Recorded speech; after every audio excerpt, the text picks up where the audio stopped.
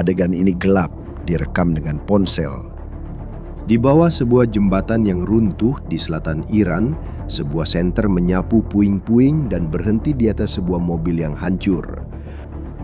Dan suara orang yang merekam. Bertanya sekali, dua kali. Apakah ada seseorang di dalam mobil? Jembatan ini terletak di salah satu jalan yang menghubungkan Bandar Abbas, pelabuhan terbesar di Iran, dengan seluruh negeri. Dan itu hanya salah satunya. Pada malam yang sama, menurut media pemerintah Iran, setidaknya 6 jembatan terkena serangan rudal Amerika. Iran sedang diputus satu persatu, jalan demi jalan, jembatan demi jembatan. Tapi target yang menjelaskan semua peristiwa minggu ini bukanlah jembatan. Ada 3 pulau yang sebagian besar dunia bahkan belum pernah dengar. 3 batu di tengah laut yang jika digabungkan luasnya hanya 25 km persegi. Lebih kecil dari satu lingkungan di kota besar. Dan inilah yang membuat cerita ini berbeda dari semua yang pernah kami ceritakan tentang perang ini. Dalam hampir 50 tahun konfrontasi, Amerika Serikat telah berbuat apa saja terhadap Iran. Kecuali satu hal, mereka tidak pernah mengambil sepotong pun wilayahnya. Aturan ini bertahan selama setengah abad. Dan minggu ini aturan itu mulai dilanggar. Dan tempat yang dipilih untuk melanggar aturan itu adalah 3 batu karang ini. Jadi pertanyaan yang menjadi inti dari seluruh video ini adalah, apa yang ada di 3 pulau ini sehingga layak untuk melanggar aturan yang sudah ada selama 50 tahun. Tapi pertama-tama kamu harus melihat seberapa besar penghancuran yang terjadi di sekelilingnya. Di siang hari, kehancurannya terlihat semakin jelas. Di jembatan Khorestan, truk-truk menumpuk karena tidak ada jalan untuk lewat.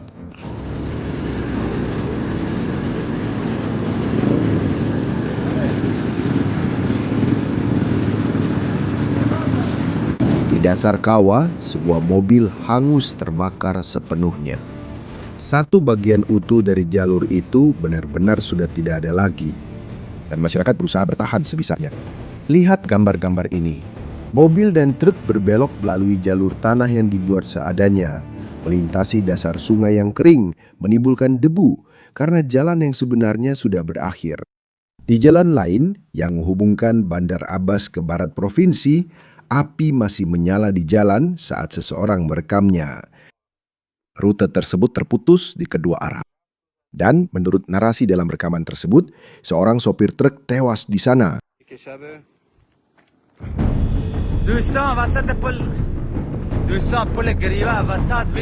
Bahkan ada sebuah tangki bahan bakar yang meledak di atas sebuah jembatan yang terkena tepat di tengah oleh sebuah rudal. Sopirnya tidak selamat. Dan suara orang yang merekam terus mengulang satu peringatan. Jangan ada yang naik ke jembatan.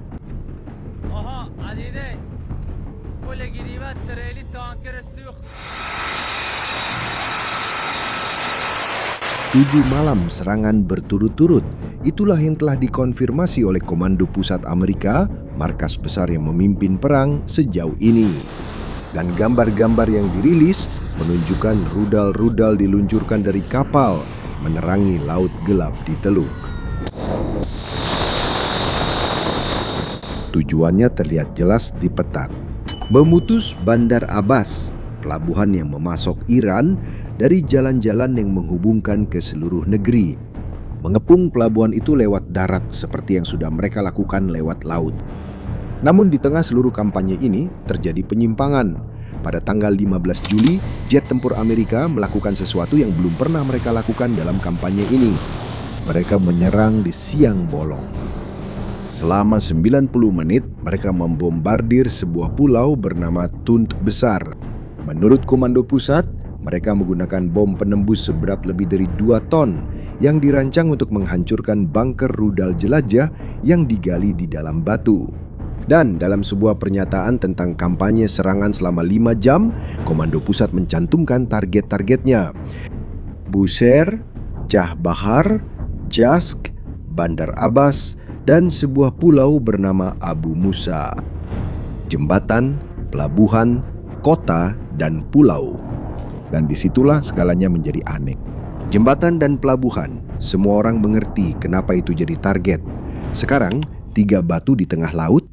Kenapa orang Amerika menghamburkan bom untuk itu?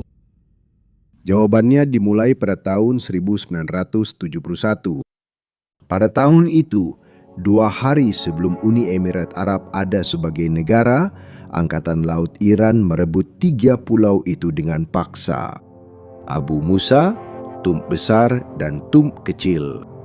Uni Emirat Arab masih menuntut kepemilikan pulau-pulau itu hingga hari ini. Iran tidak pernah mengembalikannya. Dan Iran tidak mengembalikannya karena satu alasan, lokasinya. Ketiga pulau itu terletak di mulut Selat Hormuz, tepat di jalur yang dilalui 1/5 dari seluruh minyak dan gas dunia. Dalam beberapa dekade berikutnya, Garda Revolusi mengubah pulau-pulau itu menjadi benteng. Rudal anti kapal diarahkan ke jalur tersebut. Sistem pertahanan udara, radar, gerombolan kapal cepat siap mengepung kapal apapun yang lewat. Dan menurut Komando Pusat Amerika, ada jaringan luas bunker bawah tanah.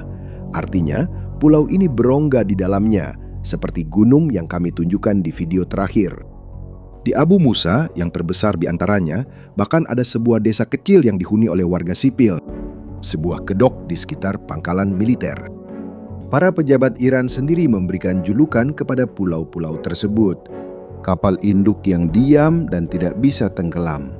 Dan pikirkan apa artinya itu. Kapal induk terbaru Amerika Serikat, Gerald Ford, menelan biaya 13 miliar dolar dan bisa ditenggelamkan. 3 pulau ini hampir tidak memerlukan biaya apa-apa dan tidak bisa tenggelam. Bahkan Tiongkok mempelajari batu-batu ini. Para peneliti dari sebuah universitas di Tiongkok memetakan 7 pulau Iran sebagai pertahanan kepulauan Iran di selat itu. Dan 3 pulau dalam cerita kita berada di pusat peta itu. Jika Anda mulai memahami mengapa 3 batu lebih berharga daripada seluruh armada, berlanggananlah ke saluran ini karena cerita ini masih akan berlanjut. Sekarang muncul pertanyaannya. Dengan Angkatan Laut Iran sudah tenggelam di dasar laut, apa sebenarnya yang masih dilakukan pulau-pulau ini? Dan jawabannya ada pada sebuah angka yang tidak cocok. Pada hari Kamis lalu, menurut data pelacakan maritim, hanya 8 kapal yang melintasi Selat Hormuz. Pergerakan terkecil dalam 3 minggu terakhir. Dan dari 8 kapal itu, 7 menggunakan rute yang dioperasikan oleh Iran. Tidak ada yang menggunakan rute di sisi Oman. Coba pikirkan itu. Amerika Serikat menenggelamkan Angkatan Laut Iran, memberlakukan blokade dan menyatakan diri sebagai penjaga selat. Dan meskipun begitu, hampir semua kapal yang lewat masih mematuhi Iran. Kenapa? Karena menenggelamkan kapal tidak mengubah geografi. Pulau-pulau itu tetap ada di sana, di atas jalur, melihat semua yang lewat. Siapa yang melihat akan membidik. Siapa yang membidik akan menuntut. Dan itulah yang mulai dibongkar oleh orang-orang Amerika. Lihat gambar ini yang dirilis oleh Komando Pusat itu sendiri. Sebuah menara pengawas di pelabuhan Chabahar yang menurut orang Amerika digunakan oleh Garda Revolusi untuk memantau dan membidik kapal-kapal di wilayah tersebut. Sebuah kilatan cahaya dan menara itu tidak ada lagi. Amerika Serikat sedang membutakan Iran satu persatu. Dan sekarang, perhatikan sesuatu yang hampir tak ada yang memperhatikan. Perhatikan urutan kejadiannya. Pertama, orang Amerika menenggelamkan angkatan laut, termasuk kapal-kapal kelas Soleimani, kebanggaan Angkatan Laut rezim. Setelah itu, mereka memblokade pelabuhan-pelabuhan. Dan 2 kapal pertama yang mencoba menembus blokade dicegat dan dipaksa untuk berbalik arah. Setelah itu, mereka mengepung kompleks nuklir di pegunungan.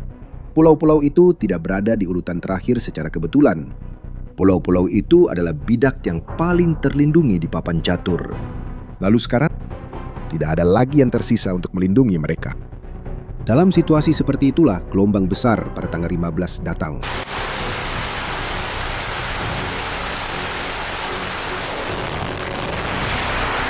Pusat komando, pertahanan udara, rudal, drone, pengawasan pantai.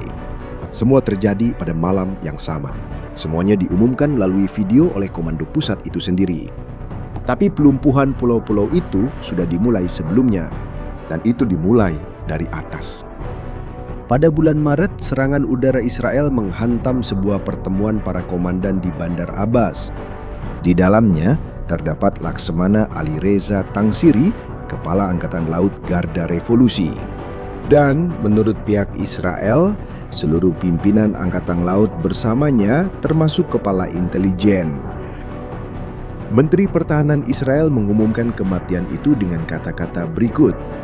Pria yang secara langsung bertanggung jawab atas penambangan dan pemblokiran selat itu telah diledakkan dan dieliminasi. Dan ada satu detail dalam cerita ini yang terasa seperti naskah film. Setahun sebelum meninggal, Tangsiri telah secara terbuka menyatakan strateginya. Pendekatan taktis kami mengharuskan kami untuk mempersenjatai dan mengoperasionalkan kelompok pulau ini. Pria yang mempersenjatai pulau-pulau itu diburu dan dibunuh. Dan sekarang, hanggar, gudang, dan bunker yang dia persenjatai sedang dihancurkan. Satu persatu. Benteng-benteng itu kehilangan pelindungnya. Dan seorang analis militer Amerika, mantan Kapten Angkatan Laut, mengenali pola pengeboman tersebut. Ini adalah jenis serangan yang biasanya dilakukan sebelum invasi amfibi. Dan disinilah cerita ini sampai ke masa sekarang dan pada apa yang bisa terjadi sewaktu-waktu. Menurut otoritas Amerika, opsi untuk mengirim pasukan darat untuk merebut pulau-pulau tersebut sudah ada di meja Trump. Dan semua bidak sudah diposisikan. Kapal serbu Amerika Tripoli telah tiba di wilayah tersebut dengan 3.500 marinir dan pelaut serta jet tempur F-35 di geladaknya. Kapal Boxer membawa 2.500 lagi. Belum lagi pasukan terjun payung elit dari Angkatan Darat Amerika, elemen dari Divisi Lintas Udara 82 yang terkenal. Hampir 7.000 personel tambahan yang dilatih khusus untuk ini keluar dari laut dan merebut daratan. Jika perintah itu dikeluarkan, ini akan menjadi pertama kalinya dalam sejarah Amerika Serikat merebut dalam pertempuran sepetak tanah Iran. Tapi dengan mengetahui hal itu, muncul keraguan. Kenapa perintah itu belum juga dikeluarkan? Dan jawaban untuk pertanyaan itu, Amerika Serikat mempelajarinya lewat pengalaman pahit. Karena merebut itu adalah bagian yang mudah. Mempertahankan adalah masalahnya. Pulau-pulau itu terletak sekitar 70 km dari pantai Iran. Setiap pasukan pendudukan menurut para analis berjumlah sekitar 2.000 orang. Akan tetap berada di atas batu dalam jangkauan drone dan rudal balistik yang ditembakkan dari daratan. Orang-orang Amerika tahu tentang hal itu. Dan itulah sebabnya pola itu terus terulang. Sama seperti di gunung, serangan itu begitu dimulai akan datang sekaligus untuk menyelesaikan pekerjaannya. Dan Iran? Ya, Iran bereaksi dengan satu-satunya cara yang masih bisa mereka lakukan.